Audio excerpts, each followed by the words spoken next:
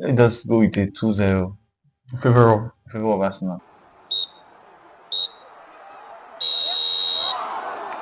28 games played and remaining 11 games. The 2024-2025 English Premier League season, and Liverpool sits first, Arsenal second, Nottingham third, Man City fourth, while Chelsea sits fifth, respectively. This is football final whistle. Welcome, and I'm not alone as usual. I'm with my guy, my right hand man. You'll be welcome. Thank you very much. Quickly, we are already in the week 28 of the English Premier League. 27 games played already, and Liverpool sits first. Any surprises for you, UB? The only surprise so far is Nottingham Forest. I don't think there's any surprise Liverpool because so far they've been exceptional. Arsenal was trying to. I think it's fair to say now to a reasonable extent that the season is as far as Premier League is concerned, is over for Arsenal. So they should just I'm sure they've qualified for top four already. So they should just make do with that. Their normal position of every year second, because they are going to be second. Man City fourth, surprising. A bit surprising. Defending champions. A bit surprising. No, not surprising because they are defending champions. No, surprising fourth position in the Premier League. Not really. You expected it? No, I did not expect it, but then so it's surprising then. a bit. I mean, they were going to. They've tried. You need to give somebody else space. True. After 4 back-to-back Premier League wins. Exactly. We're already in the week 8 in the English Premier League, and fixtures, mouth-watering fixtures. The biggest one this weekend is Manchester United welcoming Arsenal at Old Trafford on Sunday. That is the biggest game of the English Premier League. And we have other mouth-watering fixtures too. We have Nottingham Forest against Man City. We have Brighton against Fulham. We have Liverpool against supposed relegated Southampton. That will be a massacre. And we have Chelsea against Leicester. And those are selected fixtures we'll be talking about today, UB. Let's start with the biggest game this weekend. Manchester United up against the Gunners of Arsenal. Will there be a surprise this weekend for Arsenal?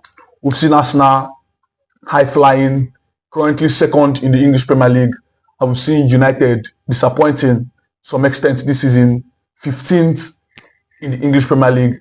And that is not the United. We know that is not the team that, while watching football, we want to see United in 15th position.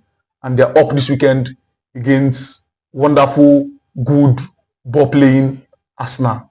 UB, I don't know. What do you think? First of all, Arsenal are coming off the back of a serious, massive annihilation of PSV in the Champions League, and I just expect that with that comes serious confidence, and I don't think Man U are prepared for that. I don't know if Man U are prepared for that, because Man U has this thing where they come up today and you see they are exceptional. Next day you see they are nowhere to be found. They just have this thing where they can pull a trick out of their hat, but I don't think it's going to happen against Arsenal, because they still have hope, according to them. I'm sure they still feel like they can still win the Premier League, because mathematically it's possible. Yeah. But knowing football-wise, it's not really as possible as it may look. But mathematically it's still possible. So they're going to still keep up the hope of the Premier League, because if they lose one more match, I think it's out of reach. Yeah. So I think what they need to do now is try their best to beat Man U. Man U at home, because, like I said, Man U this period, what they're doing is dashing out points to everybody that's interested. If you waste the opportunity to grab the points from Man U now, you may not have the opportunity again to gather those points. So Man U are dashing out points. They need to grab it.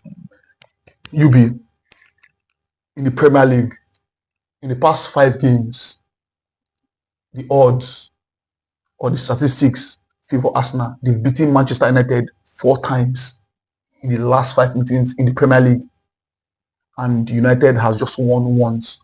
And that win came in the 2022 season. They've met twice already this season, and Arsenal beat Manchester United at the Emirates 2-0. And I remember that win. And the last meeting was in the FA Cup or Carabao Cup, FA Cup, where United knocked Arsenal out with one man down in a penalty shootout. With the way we saw United play in their last meeting, that's in the FA Cup fourth round, will we see that kind of United? We've seen United struggle. In fact, they've struggled all season, struggled home and away. It doesn't matter, even if they're playing at Old Trafford, they've struggled. And we've seen Arsenal even struggle to some extent. But the struggling of United and Arsenal, there's a big gap between them. And in terms of football play, in terms of all-round play, the bookies and we football fans were giving it to Arsenal. Just like you mentioned, Arsenal was phenomenal over the midweek in the Champions League, 7-1 against PSV. With that confidence, we've all said Arsenal, injury crisis, no striker, no attackers, but they've always found way to grind away points. We've seen Merino score 2 goals playing as a first 9. Will we see that same Arsenal again this weekend against Manchester United? I mean, not just Merino you mentioned, also Ethan Nwaneri has really revelation to watch recently. Actually stepped up in the absence of Bukayo Saka. And also we see, I mean, all of them, they turn up when they decide. If it's Arsenal, their player side turn up, we're going to see an excellent game.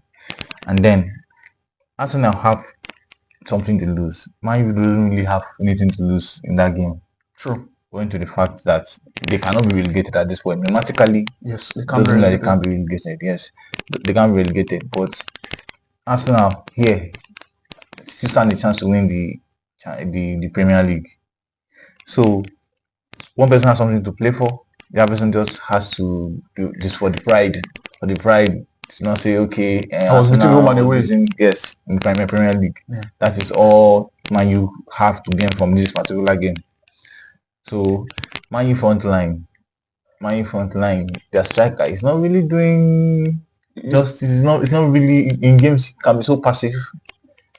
No, it doesn't really do anything in the games. Everything comes from their midfield through the likes of Fernandes, sometimes Ugarte, and the rest of them. And then sometimes you see Zexi even playing from the midfield too.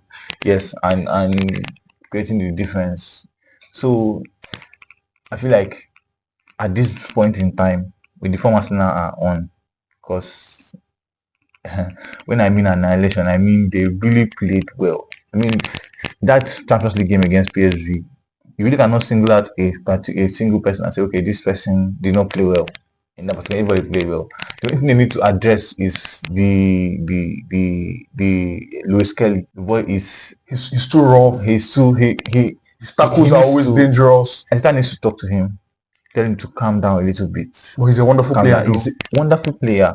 Just the discipline. Because if you are saying, okay, this red card was not deserved, this one was not deserved, these are different competitions and different referees. Yeah. And if they are saying that, man, this tackle, this is a tackle he did in that game against PSV, he got the first yellow card. But that second tackle, when you know you're on a yellow card, he was supposed to be yellow carded and red carded, but the ref just decided. Yeah. And Arteta was wise enough to substitute him in that game. Yeah. So what he needs to, because things like that have a way of turning the game upside down. Yes. You can just be playing well. You're playing well, perfectly well. From nowhere on, red card comes and you have to change the whole plan, change everything that you plan to do in the particular game. So what they need to do is keep, and they need to talk to that boy. I think that he's the only negative from that game was that the boy was too reckless with his tackles. He was too reckless. He needs to calm a bit. Apart from that, he's an excellent player. He's himself and Ethan Nwaneri have been a revelation this season. So I think that's the only thing. Apart from that, everybody is playing well. I mean, the interchange between Merino and Declan Rice, that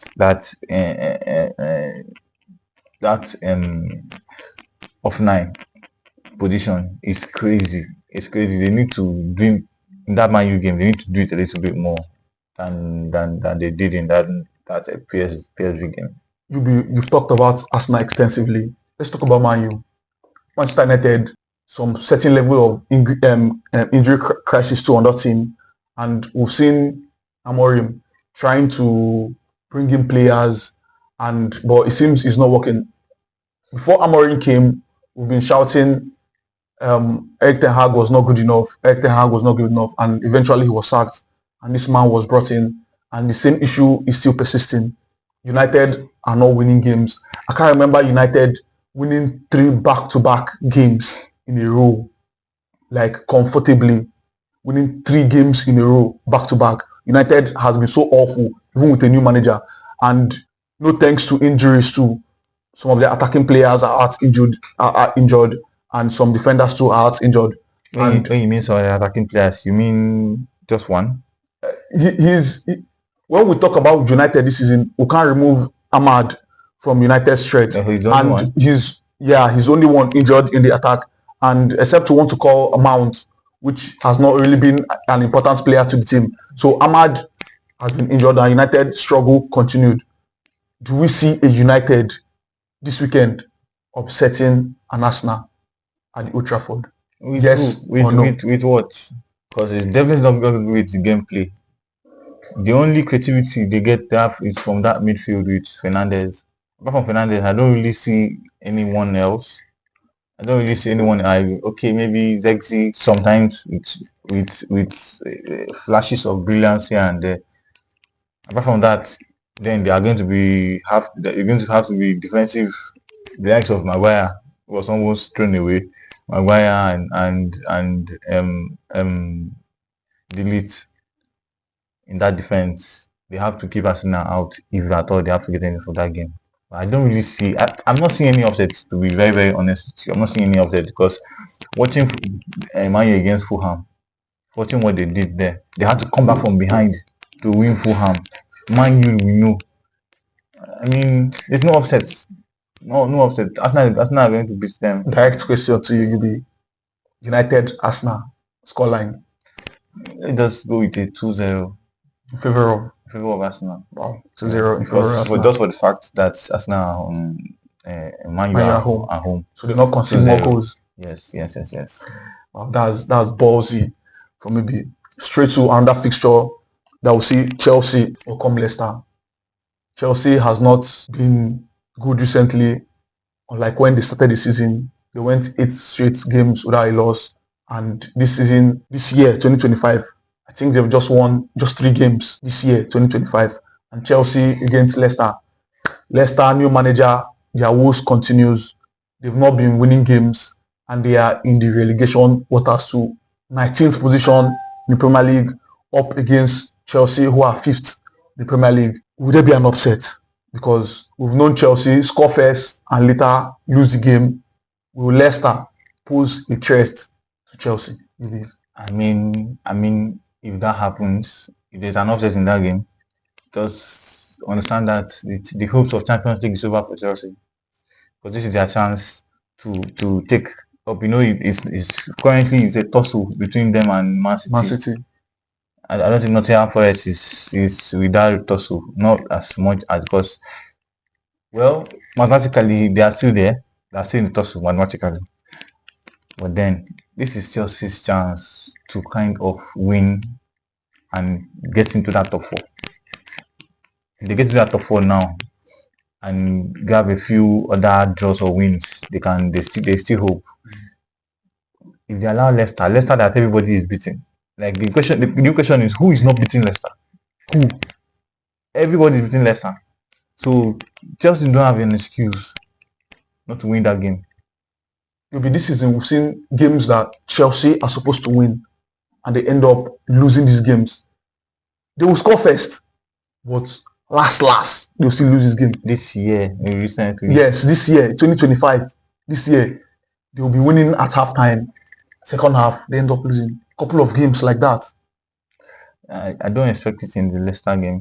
Leicester don't have what it takes to pull up that kind of upset. To pull up that. Yes, because Chelsea are going to attack you. I mean, aside the fact that they lose a lot of goals, they are going to attack it. They are going to score 1 or 2 goals. They are going to score the first goal.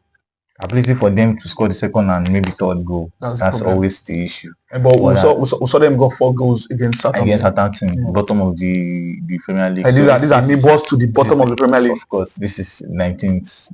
So I'm not expecting anything too different from that.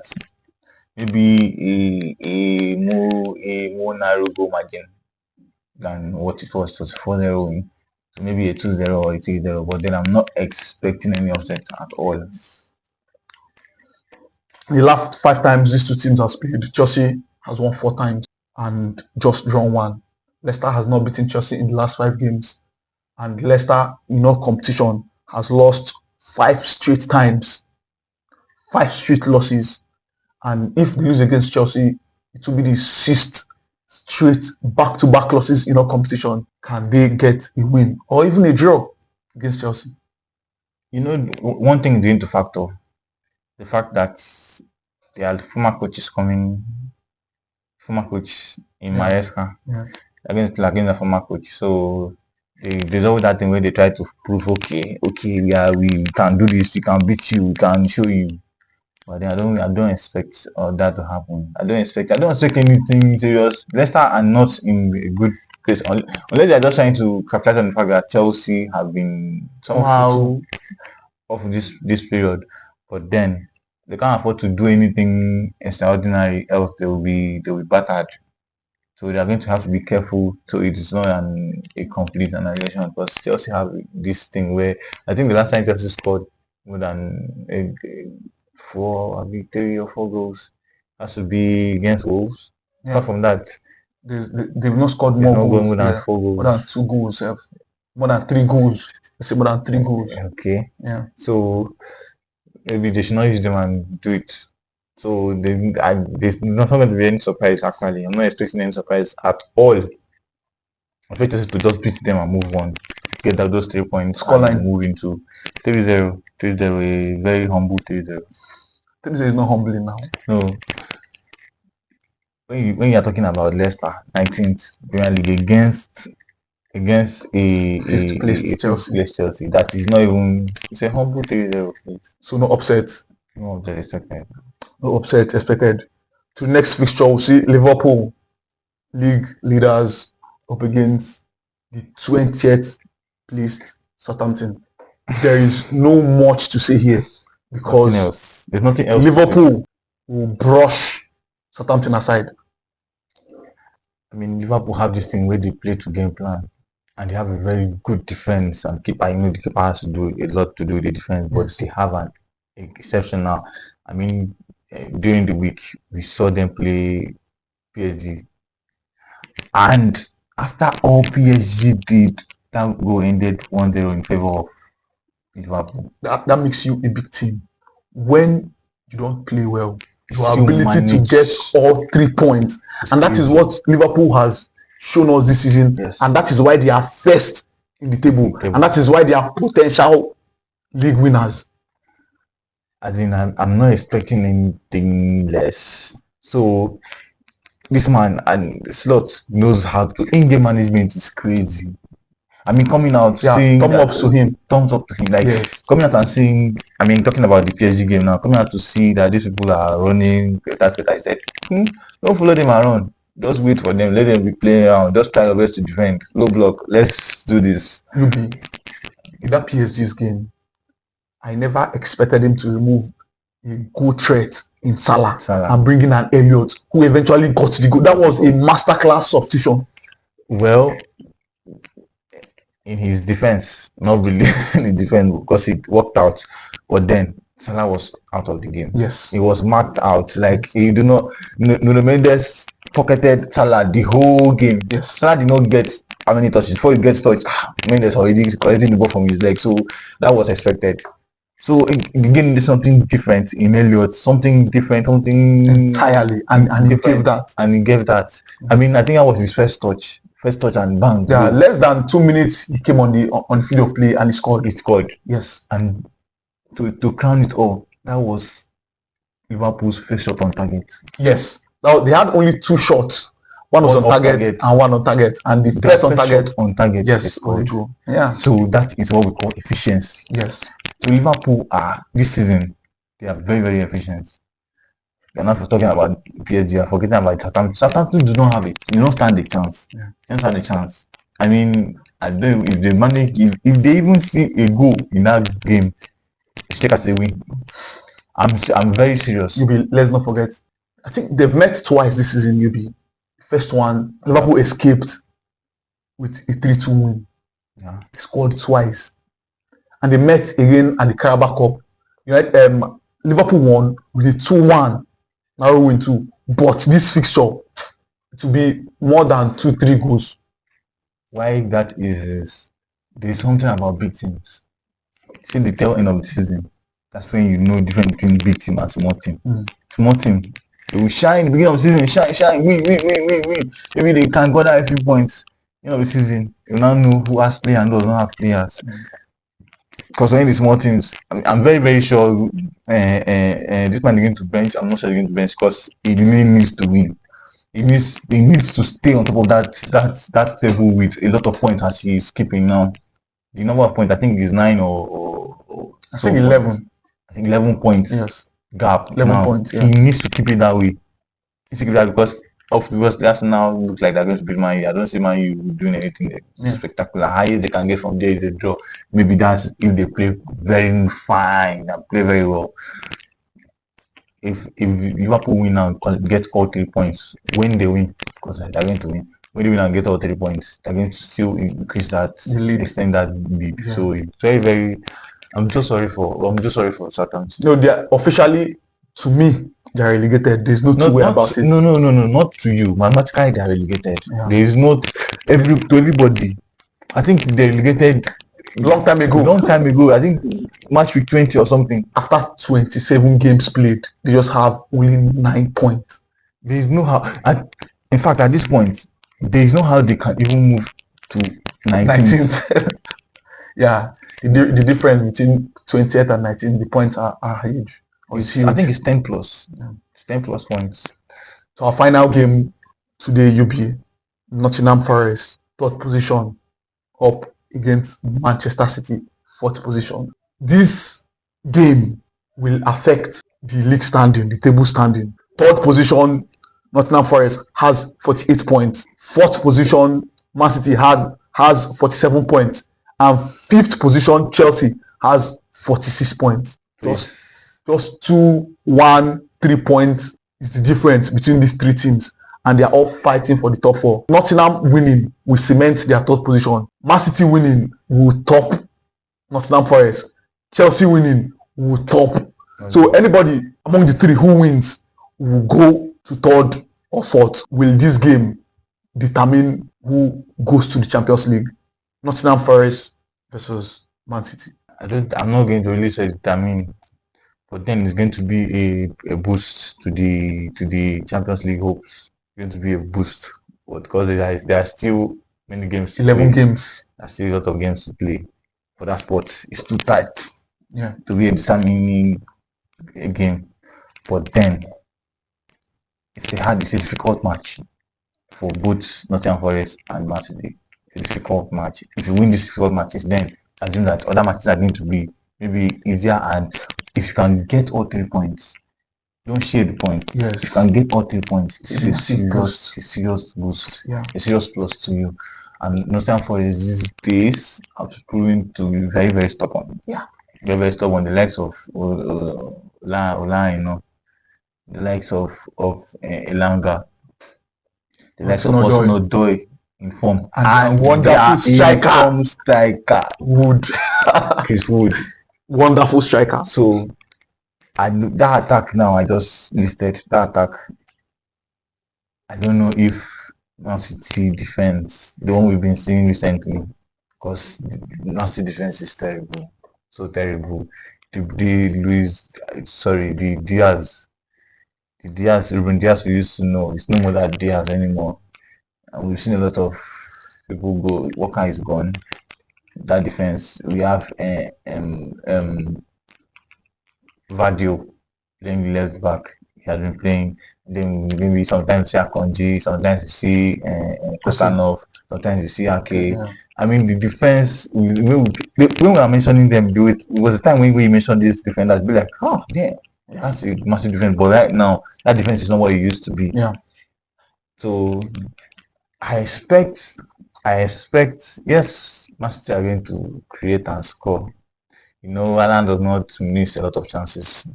Just give him one or two. It's good. You score and move on.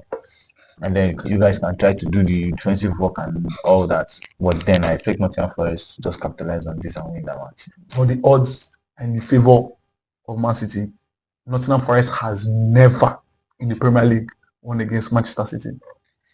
It's okay, but never say never. Never say never. Never say never. You know, with what is going on now. Yeah. Well, it's going to be a tough match. I'm just remembering now that Man City are not winning the Champions League. Yeah. This is They're winning the Champions League. I think that's in the FA Cup. yeah, It's see the just FA them. Cup, yes. It's just them. They are doing big things in the FA Cup Yeah. really now. So it's just Manchester City. So this is something they need to do. It is very important that they do this. Because if they don't do this, it's going to be an issue for them. So they really need to do this. They need to win this and qualify for Champions League. I'm not expect to because them winning FA Cup will guarantee them Europa. Not going to guarantee them a Champions League. So they need to win this. But I'm very sorry because I'm going to be biased. I want Nottingham Forest. In fact, a draw favors me more. Yeah. Really, a draw favors me more. Because Forest winning it doesn't favor Chelsea. Man City win doesn't favor Chelsea. The only thing that can favor Chelsea more in that game is a draw. So if they get a draw now, Chelsea will move. So getting a draw then will mean they will have to be. Chelsea will be tied in points with Nottingham Forest. If they win, if Chelsea win Leicester, they will tie on points. Yes, but then now use Nottingham goal Forest. difference. Yes. Because they have more goal difference than Nottingham Forest. Yes. So they will goal difference to stop them. Yeah. That is a good position to be. Third position. Very good position to be. Yeah. Then you start seeing how you can gather a few other points from other places. So scoreline. After all this thing I said, yeah. I still expect Man City to beat Nottingham Forest. By 2 goals, 2-1. 2-1 in favour of Man City. Well, UB have said it all. Man City to beat Nottingham Forest 2 goals to 1. So guys, if you've not followed us on other social media platforms, it's Football Final, so kindly follow us and the conversation continues in that platform. Don't forget to subscribe, like, share for more stories and football fans reaction.